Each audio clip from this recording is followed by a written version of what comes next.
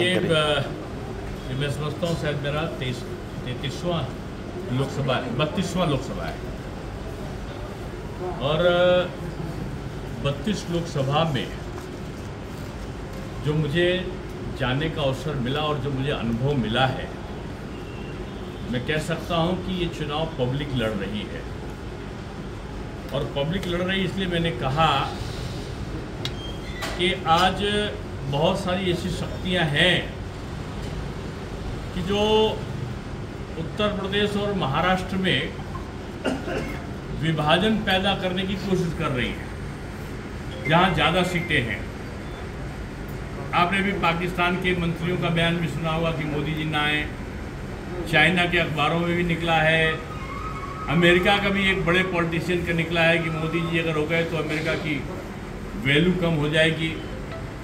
और वही भाषा यहाँ पर विपक्ष भी बोल रहा है। उत्तर प्रदेश में इंडी गठबंधन के लिए कांग्रेस के एक बड़े नेता के एक पदाधिकारी, महिला पदाधिकारी अल्पसंख्यक वर्ग की, उन्होंने एक वोट जिहाद का नारा दिया है। और मुझे ताज्जुब ये हो रहा है कि जो मेरे हिंदू भाई बहनों कह के जो सभाओं को करते थे आदरणीय उद्धव जी, उन्होंने वोट जिहाद वाले फतवा वालों के साथ में बैठक करके, गोपनीय बैठक करके, अब हिंदू भाई बहनों का उच्चारण ही बंद कर दिया है। और ये शंका पहले से आई थी कि उन्होंने राम भक्तों पर जिस प्रकार से जब शिलान्यास हो रहा था मंदिर का, तो उन्होंने उन पर लाठीचार्ज कराया था, उनको बंद कराया था, हनुमान चालीसा बोलने वालों को बंद कराया था। और बीजेपी के साथ में चुनकर आने के बाद भी वो शरद पवार जी और कांग्रेस के पाले में चले गए थे, जनता से विश्वासघात किया था।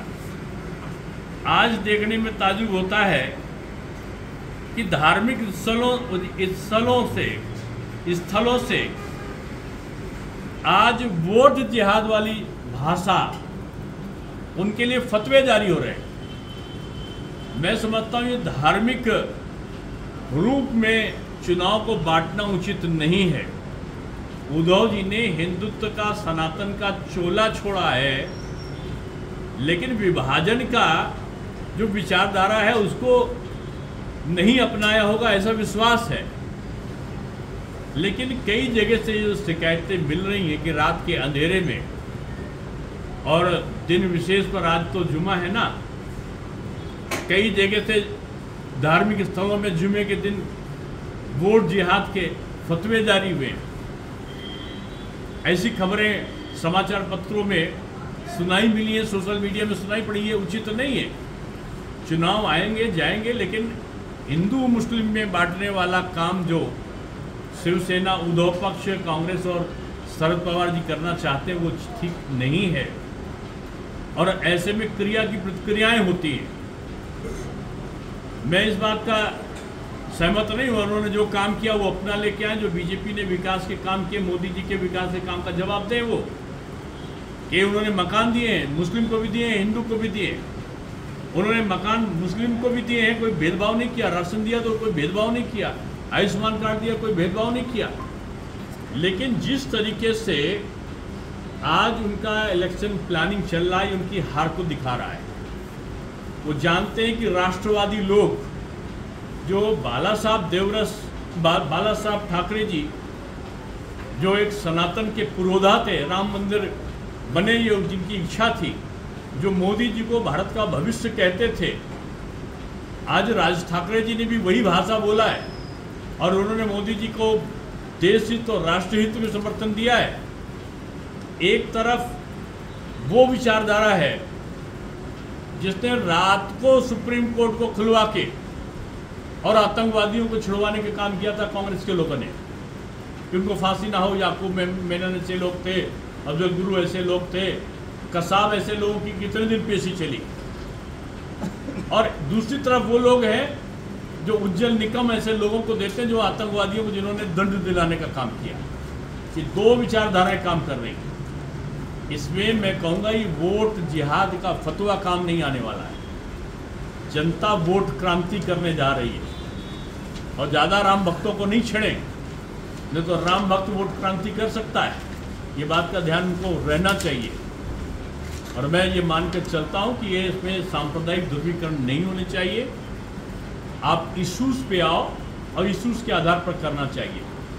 श्री राहुल गांधी जी डरे हुए हैं, सहमे हुए हैं और भाग भाग कर वो एक एक स्थान को छोड़ रहे हैं। वायनाड में उनकी हार निश्चित दिखाई पड़ी तो भागे भागे वो उत्तर प्रदेश की रायबरेली में आ गए।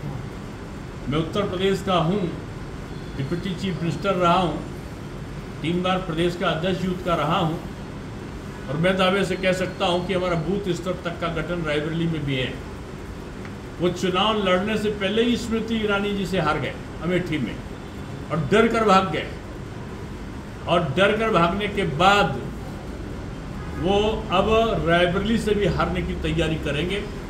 रायबरेली से भी हारेंगे और वायनाड से भी हारेंगे। इनकी नीति नहीं है, इनका नियत नहीं है, इनका नेतृत्व नहीं है। महायुति के साथ अजीत पवार जी की एनसीपी, शिंदे साहब की शिवसेना और भाजपा के फडणवीस जी के नेतृत्व में पूरी भाजपा आज बहुत अच्छी तरीके से महायुति जो है अपने समन्वय के साथ आरपीआई को साथ में लेकर और अपने सहयोगी साथ में लेकर हम चुनाव के मैदान पर हैं। और मैं दावे के साथ कह सकता हूँ, खैर या तो उत्तर भारत की सभी 8 सीट पिछले 14 में भी हमने जीती है, उत्तर महाराष्ट्र की, और 19 में भी जीती है, और मैं 20 में ये 24 में भी मैं कह रहा हूँ कि उत्तर महाराष्ट्र की एक भी सीट विपक्ष के खाते में जाने वाली नहीं है।